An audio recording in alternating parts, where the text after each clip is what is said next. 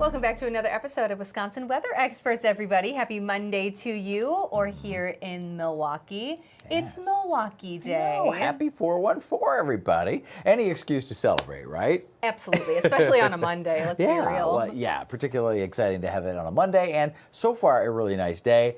Things are going to change. We'll talk more about that forecast and look at the bigger picture coming up in just a little bit. We are out and about today as well. Meteorologist Lisa Michaels is out just down the road here. We've been testing out our live abilities here via an app called Live View, if you really want to know. And so we're just kind of, checking out different spots around the area. And Lisa's just down the road from the FOX6 studios outside the Badger Meteor location there. And you can see a little bit of sunshine, which is nice. You also see a bit of a breeze. That wind is going to pick up quite a bit today. Yeah, this is one of the spots not too far from our station that we like to zoom our station camera in on for the flags. We also like that city center camera too in Milwaukee because it's got the American flag and it just easily gives us a better overview of just how windy it really is. And you can see it's picking up even just as we're talking there. Those flags are being kept pretty busy. Badger Meteor also has a really cool fountain in the front. Yes. Yeah. Yes. It's not always running, of course, never in the winter, but it's always a great shot for us as well. So again, meteorologist Lisa Michaels just out giving us a different view of the area today. So we thank her for that.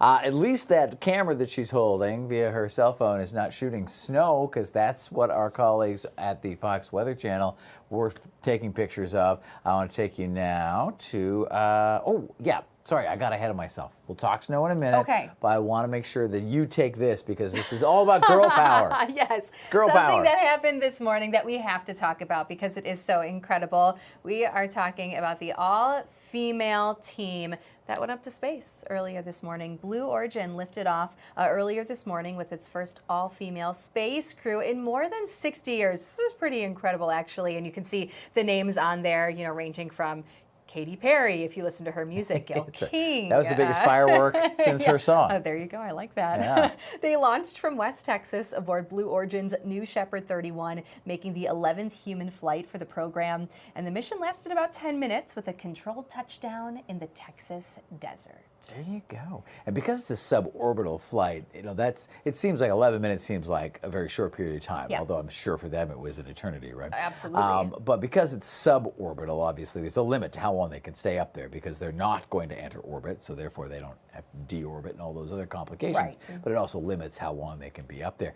I would take 1 minute in suborbital space. Yeah. So 11 would be an amazing dream come true. And I'm sure it was for every person on that flight. And, a lot of people, there's been a little pushback because, of course, we're human beings and there's a thing called social media because, they're all celebrities, right? And they're all paying for these flights or somehow being compensated or whatever, right? But that's kind of how air flight started back in the day too. Like when we first started flying, it was only people that had affluence or people that maybe had some renown that were doing these flights because, it was new. It was something that, wasn't accessible to everyone. So if we follow the same path and we've got folks like Gayle King, Katy Perry going up now, another 20, 30 years, it could be you and I, Steph. We could be doing weather experts on one of these flights. I think we qualify right now, in my opinion, but yeah, well, I mean, we think probably of what'll could. happen. I'm going to assume, one of the two of us at least could meet the qualifications that they met to be on that. But we're not quite there as far as price point just yet. We're excited to have Lisa down the road with a cell phone. So I don't know that we're going to go on Blue Origins. My point here is that everything kind of starts this way. Yes. And I get some folks see it as kind of exclusionary and whatever. And it is right now. One day we could all be doing this. It could be a part of our everyday, just the way flying to Orlando to check out Disney World is. Right, exactly. All right, so now let's go to the snow. I was getting excited because I love snow. No, not at all. I just wanted to pivot there and take a look at New York. Oh my goodness, I used to live in upstate New York, not too far from where this picture was taken. This is Chester, New York, and we give a shout out to Christiana Scrobe, who is one of our colleagues over at Fox Weather, and you can see the snow, a few inches worth there.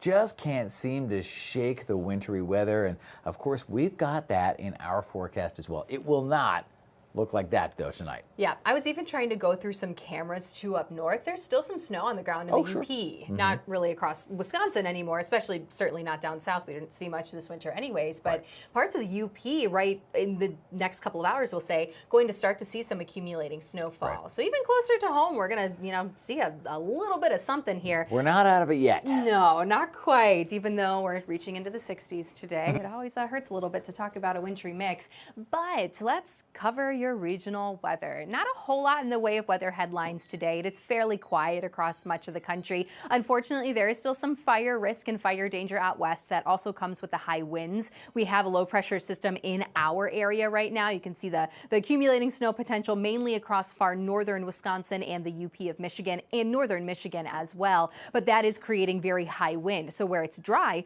behind that storm system, another day of some fire risk. And unfortunately, we are still seeing all of those flood warnings, river flood warnings to be more specific, down south in the spots that over the last couple of weeks have dealt with the severe weather and all of that really historic flooding. So that is likely going to continue. It's really fascinating to actually zoom in a little bit and just see the entire, mid and lower Mississippi Valley under those river flood warnings. And that once again will continue. It does take a long time for all of that water to recede, especially on those bodies of water. Now let's take a look at active precipitation. Most of the country, once again, actually looking pretty quiet. A lot of that snow across New York, like we just showed you in that video, has ended, but there is this next storm system that will eventually push its way eastward and bring New England states a chance for some snow. Right now, though, it's all far north of us or off towards the west. You can see some mainly rain across the Dakotas, but this is the major weather maker at this point. It's associated with a low pressure system that really right now is close to the UP, with that cold front extending into parts of Wisconsin, southern Minnesota, and towards South Dakota. This is all going to continue to sink southward here. So we will stay dry for now across southern Wisconsin, that is, but overnight tonight as that front passes, it's going to bring in that chance for some wintry mix here locally, but up towards the north, there once again is that chance for accumulating snowfall. And not here, but there is also a thunderstorm risk out west. The thunderstorm risk for today and then a break tomorrow, but late in the week we will see another severe threat returning to parts of the Midwest and the central U.S. really. But for today, you can see a couple of spots out east under not just a marginal, but also now a slight and even a level 3 enhanced risk for severe weather. So thunderstorms are possible out east today. Here locally, and especially up towards the north, more so talking winter weather headlines, winter weather advisories in purple, winter storm warnings in pink. And this is more so for lake enhanced snowfall as that system pushes through. Parts of the UP could actually see anywhere from 4 to 8 or maybe even 5 to 10 inches of snow locally. And then northeastern parts of Minnesota, far northern Wisconsin into northern Minnesota, or excuse me, Michigan, will also see some of that heavier snowfall, but likely not going to see as much in the way of accumulation. But still, spots that are going to continue to deal with a little bit of snow throughout the day today. Right now, most of it is up towards the north across southern Canada, just now really crossing into northern Minnesota. And right now it looks like maybe some light rain across the UP, but that will change. And all of this will continue to sink southward here throughout the day today and more so overnight. So southern Wisconsin still going to see a little bit of that wintry mix through the night. Going forward today, it's still going to be really nice, and especially central and southern Wisconsin. All that precip's going to hold off for a little bit longer, but notice after about 9-10 o'clock, we start to see the snow filling in up north, and then it continues to move towards Green Bay, eventually the Milwaukee area after midnight, more so that wintry mix that will then be gone by the time we're while we're sleeping. So that's some good news there. Cloud cover to start Tuesday, then it clears out, quiet the rest of Tuesday, but still windy.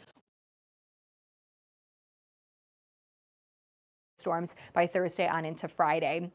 It's 59 in Milwaukee, 60 in Chicago. So obviously we are out ahead of that storm system still. Behind it, not a huge change in temperatures. Most spots are in the 40s. So you can tell that air is going direction for Tuesday and even Wednesday. So all the more reason to get out and enjoy today. Cooler in northern Wisconsin. Everybody else towards south.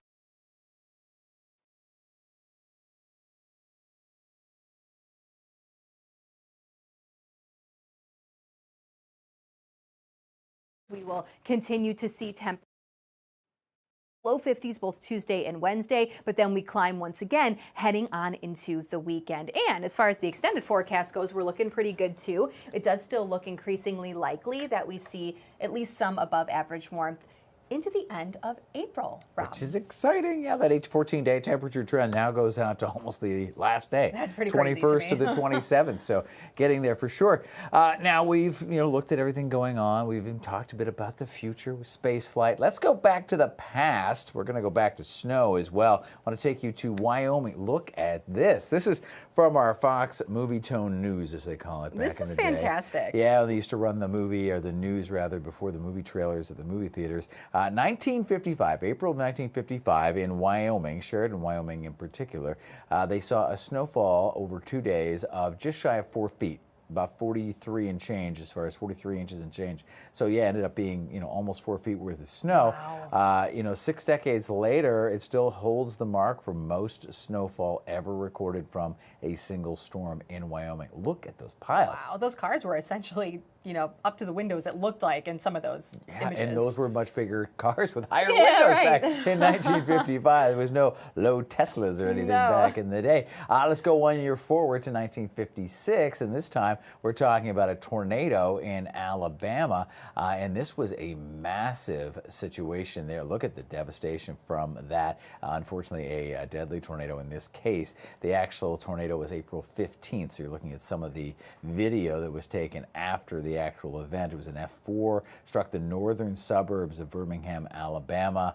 The little town of McDonald Chapel was the hardest hit there. 25 fatalities in all and over 200 injuries. Again, that was back in 1956. And so much extensive damage, as you can see in some of this footage. Right. It's always heartbreaking to go back and look at some of these more notable events. For sure. And obviously technology as far as forecasting, and most notably the warning systems that we have now versus then.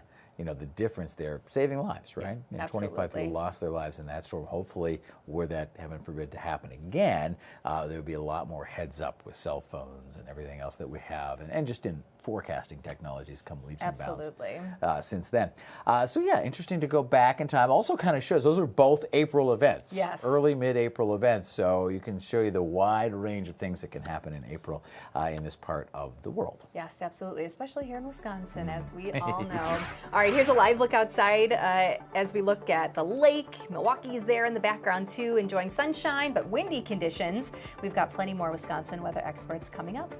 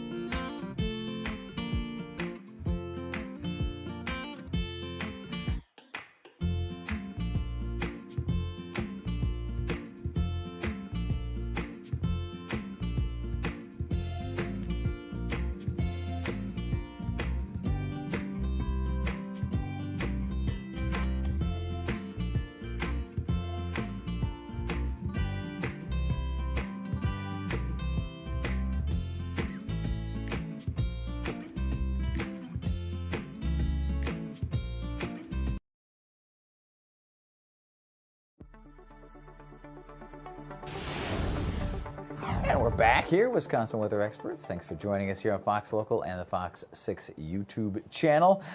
It is a little warmer today, not exactly full-on extreme heat, but that's what we want to talk about in some of the health impacts. Yeah, you know, we always talk so much during our summer months, especially between heat and humidity, but this is some interesting stuff. So for years, we've been learning about how the sun and heat can affect us on the outside in the long term, but new research suggests extreme heat can also affect how fast we age. Oh, not what we want to hear, right? No. The research published out of the University of Southern California shows that long-term exposure to the heat can affect us in ways that go way beyond skin deep. Researchers looked at blood samples for more than 3,600 older adults across the U.S. They looked at the participants' epigenetic age. Oh, geez, Rob, what did I just say? Epigenetic. Epigenetic, I know. I'm thinking that's the age of your epidermis. Okay. It's your skin, how So, you look. yeah, meaning the way the environment and lifestyle altered their genes. There you go. Goal is talking about exposure to heat simply as being an accelerator of intrinsic aging, that it runs akin to some of these other things that we do. Ah, there you go, epidemiology. So, okay. While the population in this study was 56 years or older, the doctor points to a need for heat and sun protection, which I think we've, you know, we've come to find out certainly, and that's from youth really to, of course, now and beyond. The doctor also adds that extreme cold is another area to study when it comes to genetic changes and aging. So really, it's just the extremes, Rob. Sure, it makes sense, right? I mean, anytime you're putting your body to in a situation where it has to do more work, you know, that's causing it to work harder and thus break down a little bit more and age a little bit more prematurely, apparently, as it turns out. And the impact, obviously, we talked about the impact on your skin, even if you aren't necessarily chronologically advancing yourselves, what you maybe look like or what you feel like when you look in the mirror, when you've got skin or sun damage, rather, on your skin. I mean, that takes its toll, too, because, like, psychologically, you like it when you look good, right? You like to look in the mirror, and you're like, well, I look good today. And you can go out and you have a good day. But if you're looking in the mirror and you're, you know, thinking, you know, I look a little rough and I've been out in the sun too long, it can affect you mentally as well. Yeah, and, you know, I think I'm coming from a generation, too, where, you know, when I was younger, suffered from acne. And I think a lot of us, when we were younger, thought that getting a nice suntan would help our acne. Sure. That's so false. And really, it's damaging your skin even more. Right. It might dry your skin out a little bit temporarily, and you get like short-term benefit, but then long-term negatives. And yes, I mean, sunscreen wasn't nearly as commonly used, you know, in generations past, but now we're kind of paying the price for that. Yes, yes, I can confirm that. Hey, but I always get my kids all lathered up. They are always good to go, and it kept their skin, their beautiful skin, in great shape. And I'm sure you do the same with your littles. Yes, absolutely. And now we know how important it is, of course. So right, especially with those younger years, those young burns, for sure. Yes. All right, well, coming up, we are going to talk birds with Gino. Very special guest on the way after the break. You guys all know Gino Salomone. He is going to be here talking about all of the cool birds that he, I think, saw this past weekend. Give me a head nod. He's right here in the room. The world famous Gino. He qualifies to go to space. Did you know that, Rob? We should. Yeah, we should. Gino's like some people would like to send him there without a suit. We'll be back.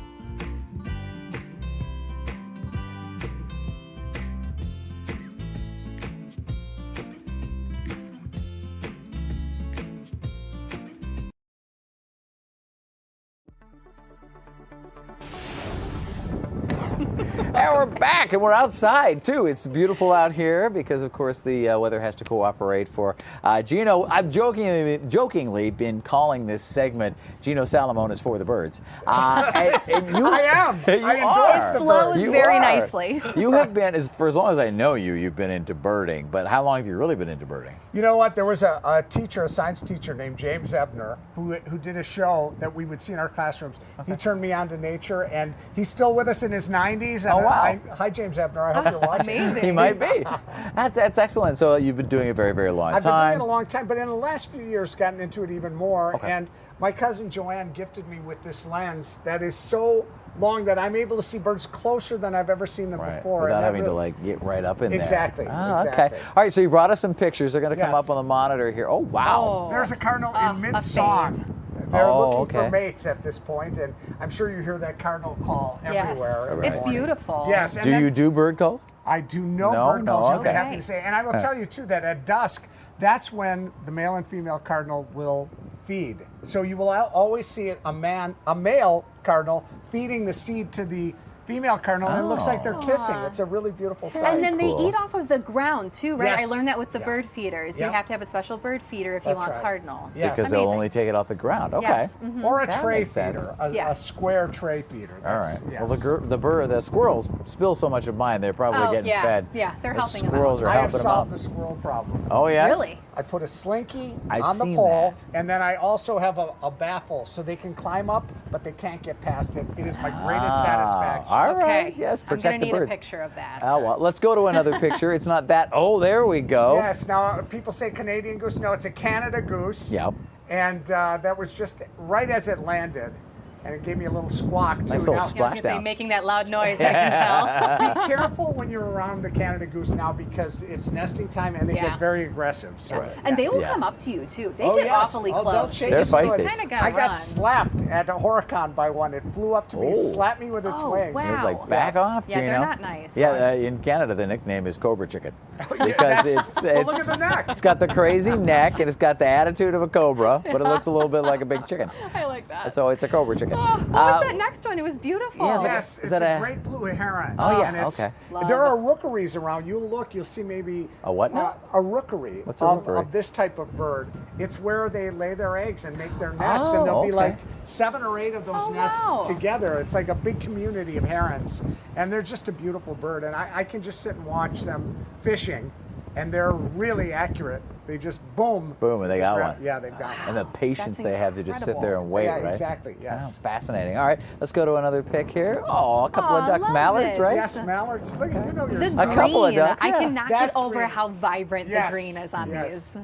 You know, maybe boring to some people, but I just think beautiful. Yes, when I see Yeah. those colors, and also another time of year when they're laying eggs. So Oh, if you so they're see a mating duck, and laying eggs. Yeah, on the ground. Let 'em be. Leave it alone. Don't make it uncomfortable. It might abandon the nest. And it's the male, like the cardinal, it's the male with the color, right? Yes, exactly right. Which is fascinating because, like, you know, historically, with human beings, Yes, you know, that's women right. have felt the need to dress up and wear headdresses and things like that. Yes. And it's not mimicked in nature at all. No. It's the male, it's the peacock that has Right. the big Yes, feathers. right. It's the Right. mallard duck that has the green head. It's the cardinal that is the red feather. So it's just kind of fascinating. Yes. And you're right, Steph, that it's mesmerizing, Yeah. the green. Right. It almost looks like it's AI, but it's real life. All right, who do we have here? That's just a house finch. But you Beautiful. know what? Aw. Again, the colors are vibrant now. You'll also see the goldfinches who are finally starting to turn gold because it's that time of year. Sure. They're bland and boring during the winter, but then they But dress that's it up. blend in that way, though, right? Right. Okay. That's right. And there's a lot of seasonal change with a lot of birds, right? Yes, and this is a hawk, a red-tailed Oh. hawk. You know, in my life, when I was younger, you didn't see hawks. They are everywhere now, Oh, and I yeah. love that. We stopped using pesticides that ruin the eggs of eagles and of hawks, Okay. and as a result, their population has really rebounded. So does the Oh, these are pesticide, beautiful. it was what's affecting the eggs? Yes, exactly. Oh, wow. The shell was so thin that it could not. Oh, yeah. interesting. Okay, there's a pair of bluebirds. Now, I'm going to say where this is because this is one of the great places to bird. It's the Ware Nature Center. Sure. And I have a membership there. Every day I see something surprising and wonderful. A lot of deer out there. So if you want to see beautiful birds like this, the Ware Nature Center. outstanding. Look yeah. at the Wow, blue and they're color, like they're too. puffed up still a little bit. That's what it was a little cool that morning. Yeah. And yeah, that orange and that vibrant blue. And then I think I have a shot of the female too coming up. Maybe I don't. Yes, there's the female. Not as vibrant. So but again, more muted Right. than the male, which is fascinating for right. sure. And there's always a problem with bluebirds because you need a specific house. But then swallows try to get in that house at the Ware Nature Center. Oh. They're constantly on patrol while these swallows try to go in the house, and they dive bomb So them they're to like get them out. evicting the swallows. Get Yes. out! That's a bluebird house. What's your? Oh, So sorry. go ahead. I was just going to ask. What's your favorite bird to photograph? There's one bird that I've only photographed twice in my life. It's a scarlet tanager. It's bright red with a black wing, Wow. and we get it in a few weeks. Warbler time is coming up, late Okay. April and May.